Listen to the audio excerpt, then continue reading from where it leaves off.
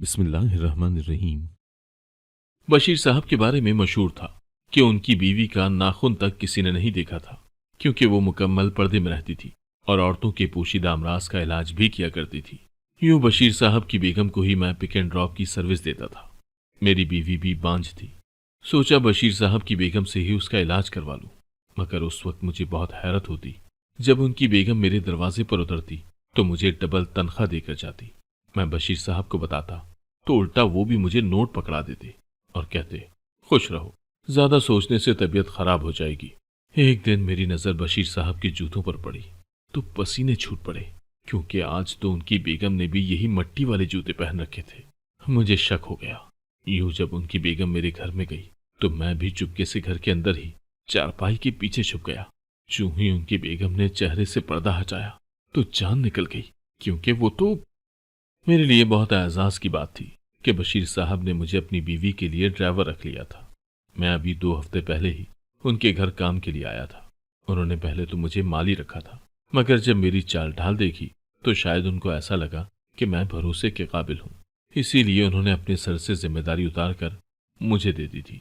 बशीर साहब कहने लगे, अहमद, मैं कई सालों से अपनी बेगम को पिक एंड ड्रॉप की सर्विस दे रहा हूँ। मैं अब थक गया हूँ। कभी कभी तो बेगम को दिन में 4-4 बार भी बाहर लेकर जाना पड़ता है। ऐसे में मुझे अपनी जात के लिए वक्त ही नहीं मिलता। मैं चाहता हूँ कि तुम मेरी बीवी के ड्राइवर बन जाओ। मैं तुम्हें माकूल तनख्वाह भी दूंगा। अब भला मुझे क्या एतराज हो सकता था। मैं झट से राजी हो गया। मैं बोला, साहब जी, आपकी बीवी कहाँ जाती है? वो बोले, मेरी बीवी औरतों के पोशीदा अमराज का इलाज करती है। औरतें यहाँ आकर अपना इलाज करवाने की निस्बत ये ज्यादा पसंद करती हैं कि मेरी बीवी उनके घर जाकर उनका इलाज करे। मैं उनकी बात सुनकर चुप कर गया था। अब मेरी ड्यूटी एक ड्राइवर के तौर पर लग चुकी थी। शाम में बशीर साहब मेरे पास आए और कहने लगे, तैयार हो जाओ, तुमने आधे घंटे तक मेरी बीवी को लेकर निकलना है। वो साथ वाले गांव जाएंगी। बशीर साहब ने एक पर्ची मुझे थमा दी थी जिस पर उस गांव का पता लिखा हुआ था। मैंने जल्दी से गाड़ी निकाली। थोड़ी देर बाद ही बशीर साहब की अहलिया गाड़ी में आकर बैठ चुकी थी। मुझे बशीर साहब ने सख्ती से कह रखा था कि मैं रास्ते में उनकी बीवी से बात करने की कोशिश न करूं, कैसी भी मजबूरी हो, मगर मैं उनको मुखातिब न करूं, क्योंकि वो सख्त किस्म का पर्दा करती थी। मैंने इस बात में सर हिला दिया था। मैंने गाड़ी को पर्ची पर लिखे हुए रास्ते पर डाल दिया था। रास्ता खामोशी से कटने लगा। तब मुझे कुछ अजीब सा एहसास हुआ था। उस एहसास के तहत मैंने बैकव्यू मिरर में देखा तो हैरान रह गया, क्योंकि बशीर साहब की अहलिया मुझे बड़े गौर से देख रही थी। मैं एकदम से कंफ्यूज हो गया था। मैं सोचने लगा कि ये कैसा पर्दा हुआ। खुद को तो ढककर रखो, मगर सामने बैठे मर्द को घूरने लगो। इस्लाम में तो आंख के भी पर्दे की ताकीद की गई है। खैर, सारा रास्ता यूं ही कट गया था। मंजिल पर पहुंचकर मैंने गाड़ी का दरवाजा खोल दिया तो नजमा जी सामने बने घर में दाखिल हो चुकी थी। उनके जाते ही घर के सारे मर्द घर से निकलकर बाहर आ गए थे। मैं हैरान हुआ था, इसीलिए एक मर्द को मुखातिब किया और बोला, आप सब बाहर क्यों आ गए? वो कहने लगा, बशीर साहब ने बहुत ताकीद की थी कि मेरी बीवी बहुत सख्त पर्दा करती है, इसीलिए जिस औरत ने इलाज करवाना है उसके सिवा कोई भी घर में ना हो, तभी मेरी बीवी मर्ज को पकड़ पाएगी। मुझे उनकी ये वजह काफी अजीब लगी थी, मगर मैं चुप कर गया था, क्योंकि हर इंसान का अपना तरीका इलाज होता है। तकरीबन 1 घंटे बाद जब नजमा जी वापस आकर गाड़ी में बैठी तो वो मुझे बहुत खुश लग रही थी। मैंने ड्राइविंग सीट संभाल ली तो नजमा जी ने पीछे से एक नोट मेरी तरफ बढ़ा दिया था। मैंने देखा वो 1000 रुपये का नोट था। चूंकि बशीर साहब ने मुझे महीने की तनख्वाह पर रखा था, इसीलिए ये मुनासिब नहीं लग रहा था कि मैं उनकी बीवी से पैसे लूं। मैं बोला, नहीं, आप ये पैसे अपने पास रखें। बशीर साहब मुझे माकूल तनख्वाह दे रहे हैं। लेकिन उसने पैसे पीछे नहीं किए। मुझे भी पैसों की सख्त जरूरत थी। मैं कब तक इनकार कर सकता था भला। इसीलिए मैंने चुपचाप 1000 का नोट थाम लिया था। मैं नजमा जी को घर ले गया था। अब मुझे बड़ी बेसब्री से इंतजार था कि कब बशीर साहब बाहर आएंगे तो मैं उन्हें ये बता सकूं कि आपकी बीवी ने मुझे 1000 रुपये दे दिए हैं। ये बताना मेरी मजबूरी थी, क्योंकि अगर कल को बात निकलती तो मुझ पर भी इल्जाम लग सकता था कि मैं लालची हूं और 2-2 तनख्वाहें बटोर रहा हूं। थोड़ी देर बाद ही बशीर साहब भी बाहर आ गए थे। वो कहने लगे, सब खैर रही? मैंने सर हिला दिया और बोला, आपकी अहलिया ने मुझे 1000 का नोट दिया है। बशीर साहब मुस्कुरा दिए और बोले, मुकाबला तो सख्त हो गया है। फिर उन्होंने अपनी जेब में से 2000 निकालकर मेरे हाथ में थमा दिए और बोले, ये लो, ये मुकाबला मैं जीत गया हूं, खुश रहो।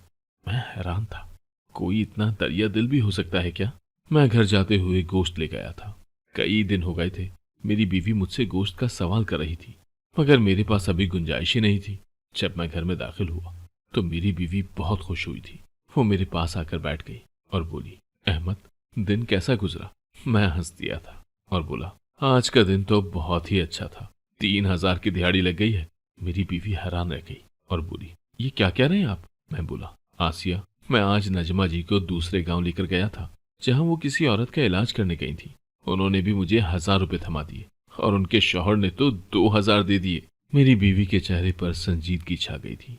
वो कहने लगी, ये 3,000 मुझे दे दो। मैं हैरान रह गया था, क्योंकि इससे कबल मेरी बीवी ने कभी भी मुझसे पैसों का तकाजा नहीं किया था। मैं बोला, आसिया, तुमने इन पैसों का क्या करना है? वो कहने लगी, अहमद, मैं चाहती हूँ कि तुम्हारी मालकन मेरा भी इलाज कर दे। हमारी शादी को 3 साल हो चुके हैं, मगर मैं अभी तक औलाद की नेमत से महरूम हूँ। याद है ना, आपकी वालदा मुझे बांझ कहा करती थी। मुझे उम्मीद है कि तुम्हारी मालकन मेरा इलाज कर देगी तो मैं हामला हो जाऊंगी। मैं बोला, तुम फिक्र न करो आसिया, मैं बात करूंगा उनसे, तुम्हारा इलाज करवा दूंगा। वो खुश हो गई थी। अगले दिन मैं जैसे ही काम पर गया, मैंने बशीर साहब से इस मुतालिक बात की थी। मैं बोला, साहब जी, मेरी बीवी बांझ है। मैं चाहता हूँ कि नजमा जी मेरी बीवी का इलाज कर दें। मेरी बात सुनकर बशीर साहब मुस्कुरा दिए थे। वो बोले, हाँ हाँ, क्यों नहीं, मैं नजमा से कह दूंगा, लेकिन अभी तो कुछ दिन वो बहुत मसरूफ है। मैंने सर हिला दिया था। बशीर साहब मुझे पर्ची पर पता लिख कर दे गए थे। मैं गाड़ी में बैठा नजमा जी का इंतजार कर रहा था। वो मुझे गाड़ी की जानिब बढ़ती हुई नजर आई तो मैं जल्दी से गाड़ी से निकलकर मुअद्दिब सा खड़ा हो गया था। वो गाड़ी में बैठ चुकी थी तो मैंने दरवाजा बंद कर दिया। मैं गाड़ी स्टार्ट ही करने लगा था तो ख्याल आया कि चाबी तो बशीर साहब से ली ही नहीं। मैंने जल्दी से घरेलू मुलाजमा को बुलाया और बोला, जाओ जल्दी से बशीर साहब को बुला कर लाओ। वो मुलाजमा तो एकदम से परेशान हो गई और बोली, वो तो घर पर नहीं है, अभी अभी कहीं बाहर गए हैं। मुझे उस मुलाजमा के झूठ पर बहुत गुस्सा आया था। मैं बोला, मैं कब से यहीं पर खड़ा हूँ, वो बाहर नहीं गए, जाओ उनको बुलवा कर लाओ, मैंने उनसे गाड़ी की चाबी लेनी है। वो मुलाजमा बोली, बशीर साहब सो चुके हैं, वो बाहर नहीं आएंगे। मुझे उस मुलाजमा पर बहुत गुस्सा आ रहा था। न जाने क्यों वो झूठ बोल रही थी। इतनी देर में नजमा जी गाड़ी से निकलकर लाउंज की तरफ बढ़ गई थी। मैं बेतहाशा परेशान हो गया था। इस तरह तो मेरी नौकरी भी जा सकती थी। मुलाजमा भी अंदर की जानिब चली गई थी। तकरीबन 10 मिनट गुजर गए थे। लाउंज में से कोई भी बाहर नहीं आ रहा था। मैं बेहद परेशान हो चुका था। तब कहीं जाकर मुझे बशीर साहब अपनी जानिब बढ़ते हुए नजर आए थे। मेरी सांस में सांस आ गया था, मगर मैं जानता था कि वो मेरी क्लास लेने वाले हैं। मैं बोला, बशीर साहब, मैं माजरत चाहता हूँ। वो मेरी बात सुनकर मुस्कुरा दिए और बोले, नहीं नहीं यार, गलती मेरी ही थी, मैं ही चाबी देना भूल गया था। इतना कहकर वो घर के जाने पड़ गए थे। तकरीबन 10 मिनट बाद नजमा जी बाहर आई थी। मैं जान गया था कि नजमा जी ने ही उन्हें मेरे पास भेजा था, तभी तो वो अंदर गई थी। आज एक दूसरे गांव में जाना था। वापसी पर मुझे काफी देर हो गई थी। कल की तरह नजमा जी ने मुझे आज भी पैसे दे दिए थे और उनके शौहर ने भी। यूं ही मुझे बशीर साहब के घर काम करते करते 1 महीना हो गया था, मगर नजमा जी एक बार भी मेरी बीवी को चेक करने नहीं आई थी। उधर आसिया ने मेरा दिमाग खा लिया था। उसकी एक ही जिद थी कि मैं किसी भी तरह जल्दी से नजमा जी को अपने घर ले आऊं। मैं बशीर साहब से तो ये बात कई बार कर चुका था, मगर उन्होंने मुझे कोई खातिर खा जवाब नहीं दिया था। नजमा जी से बात करने की मुझे इजाजत न थी।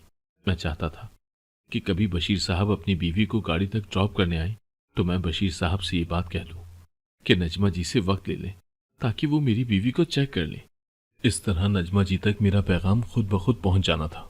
मगर 1 माह हो गया था। बशीर साहब ने कभी ये जहमत ही नहीं की थी कि वो अपनी बीवी को गाड़ी तक ड्रॉप करने आ जाते। वो नजमा जी के आने से पहले मेरे पास आते और पता समझा जाते। फिर जब हम घर वापस पहुंचते तो नजमा जी जब लाउंज में चली जाती तब वो मेरे पास आते और सफर का अहवाल पूछते। मुझे तो अब ये लगने लगा था कि शायद इन मियाँ बीवी की आपस में बनती ही नहीं है। लेकिन आसिया ने मुझे इस कदर तंग कर रखा था कि मैंने एक दिन बशीर साहब के सामने हाथ जोड़ दिए थे। मैं बोला, आप मेहरबानी फरमाकर नजमा जी को मेरे घर भेज दें या फिर मेरे लिए यहीं पर रहने का कोई इंतजाम कर दें, क्योंकि मेरी बीवी मुझे बहुत तंग करती है। वो मुस्कुराने लगे और बोले, फिक्र न करो, मैं नजमा से बात करता हूँ। मैं मुस्कुरा दिया था। जब वो जाने लगे तो मेरी नज़र उनके जूतों पर पड़ी थी। बशीर साहब के जूते मिट्टी से अटे हुए थे। यूं लगता था कि न जाने वो कितनी दूर से पैदल चलकर आए हैं। मैं गाड़ी में जाकर बैठ गया था। तकरीबन 10 मिनट बाद नजमा जी मुझे नजर आई थी। वो गाड़ी की तरफ बढ़ रही थी। मैं जल्दी से बाहर निकला और उनके लिए मैंने दरवाज़ा खोल दिया, मगर तभी मेरी नज़र नजमा जी के जूतों पर पड़ी थी। मैं दंग रह गया था। उन्होंने वही मिट्टी से अटे हुए जूते पहन रखे थे जो बशीर साहब ने पहने हुए थे। मेरा दिल जोर जोर से धड़कने लगा था। न जाने क्या माजरा था। मुझे अब सब कुछ ही मशकूक लगने लगा था। नजमा जी गाड़ी में बैठ चुकी थी, जबकि मेरी आंखों के सामने वो सारे मंजर घूम रहे थे जो इस वाक़े को मजीद पुरस्कार बना रहे थे। क्या बशीर साहब लोगों को पैसे की लालच में धोखा देते आए हैं? उन्होंने मुझे भी हर रोज पैसे दिए, शायद इसीलिए ताकि मेरा जहन किसी और तरफ ना जा सके। बशीर साहब की अहलिया के मुतालिक ये मशहूर था कि आज तक किसी ने उनके नाखून तक को नहीं देखा। चलें, ये तो मैं मान सकता था कि वो बहुत सख्त पर्दा करती थी, मगर आवाज का पर्दा? उन्होंने तो आज तक मुझे कभी अपनी आवाज भी नहीं सुनाई थी। मैंने दोनों मियाँ बीवी को कभी भी एक साथ नहीं देखा था, और आज रही सही कसर जूतों ने पूरी कर दी थी।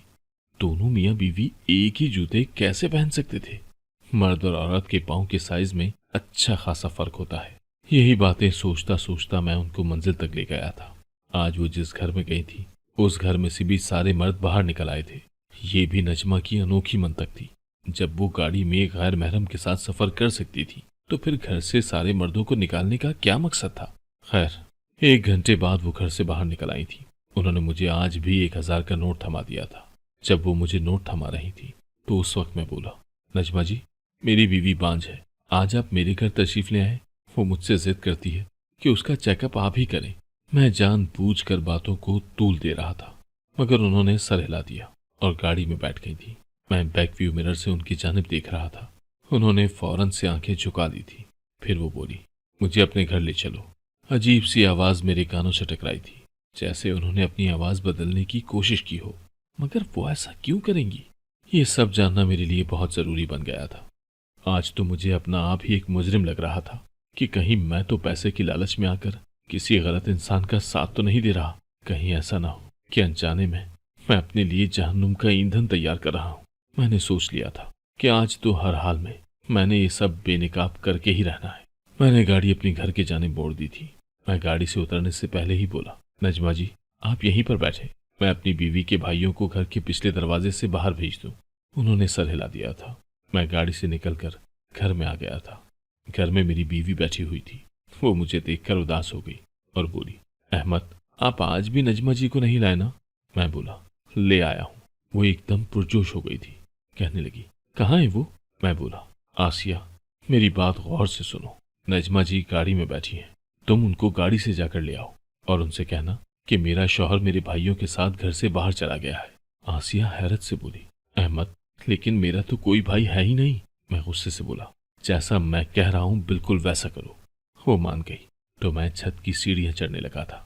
आसिया जैसे ही घर से बाहर निकली, मैं जल्दी से सीढ़ियों से उतरकर कमरे में चारपाई के पीछे जा छुपा था। थोड़ी देर बाद ही मेरी बीवी और नजमा जी घर में दाखिल हो चुकी थी। मेरी बीवी तो उनके सामने बिछी चली जा रही थी। तब मेरी बीवी बोली, घर में कोई भी नहीं है, आप ये बुर्का उतार लें। तभी बशीर साहब की अहलिया ने अपने चेहरे से नकाब उतार लिया था। मेरी बीवी चीख कर 2 कदम पीछे हटी थी, जबकि मेरा गुस्से से बुरा हाल हो चुका था, क्योंकि मेरा शक। ये उन दिनों की बात है जब मेरे अब्बू का इंतकाल हो गया था। हम 3 बहन भाई थे। मुझसे बड़ी 2 बहनें थीं और एक मैं छोटा भाई था। अब्बू के इंतकाल के बाद अम्मी ने उनके कमरे को ताला लगा दिया था, क्योंकि अब्बू को टीबी का मर्ज लाहक था। उन दिनों टीबी काबिल इलाज नहीं था। मैं 17 बरस का था। घर में भूख नाचने लगी थी। अम्मी ने चचा से पैसे कर्ज लेकर मुझे दुबई भेज दिया था। मैं दुबई में काम कर रहा था जब एक दिन अम्मी का फोन आया। वो बेतहाशा रो रही थी। कहने लगी, अहमद, तुम्हारी बहन सानिया का भी इंतकाल हो गया है। उसे भी टीबी का मर्ज लाहक हो गया था, लेकिन हमें इल्म ही नहीं हो सका। हमने उस बेचारी का इलाज भी नहीं करवाया और वो मर गई। अम्मी ने जब ये खबर मुझे दी तो मैं खून के आंसू रोने लगा था। मैंने खुद को बिल्कुल बेबस महसूस किया था। मैं तो अपनी दोनों बहनों का जहेज जोड़ रहा था। मैंने अम्मी से कहा कि मैं वापस आना चाहता हूँ, मगर अम्मी ने मुझे सख्ती से रोक दिया कि जाने वाली तो चली गई है, तुमने यहाँ आकर क्या करना है? फातिहा ही पढ़नी है, उधर से ही पढ़ दो। मैंने नया घर तामीर करवाया, अम्मी को हज भी करवा दिया। फिर मैं इतने पैसे लेकर वापस आ गया था जिससे मेरी बहन की शादी हो सकती और मेरा कारोबार पाकिस्तान में ही शुरू हो सका। मैंने अपनी बहन की शादी करवा दी। अम्मी ने मेरे लिए भी लड़की ढूंढ ली। मुझे शादी से कोई एतराज नहीं था, इसीलिए मैंने हामी भर ली। यूं आसिया मेरी बीवी बनकर मेरे घर में आ चुकी थी। मगर जब शादी के 2 साल बाद भी आसिया को औलाद न हुई तो अम्मी ने उसे बांझ कहना शुरू कर दिया था। मैं अम्मी को रोकता तो वो मुझसे झगड़ने लगती थी। फिर एक ऐसा दिन भी आया जब मुझे पता चला कि मेरी वालदा को कैंसर है।